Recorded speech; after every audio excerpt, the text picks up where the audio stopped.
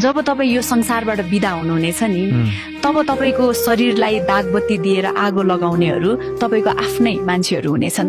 तर त्यही आफ्नाहरू तपाईँलाई जलाएर फर्किएपछि घरभित्र पस्नु अघि राम्ररी नुहाउँछन् ताकि तपाईँको छाया, तपाईँको ऊर्जा वा तपाईँको कुनै पनि अवशेष उनीहरूको घरसम्म नपुगोस्।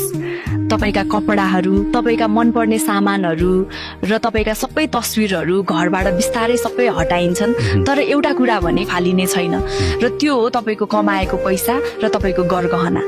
किनकि उनीहरूका लागि तपाईँको यादभन्दा बढी ती भौतिक चिजहरू मूल्यवान हुन्छन्।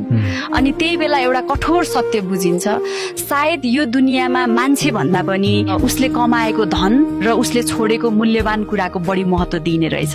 त्यसैले मेरो विचारमा तपाईँ जिउँदो हुँदै अलिकति आफ्नै लागि पनि बाँच्न सिक्नुहोस्।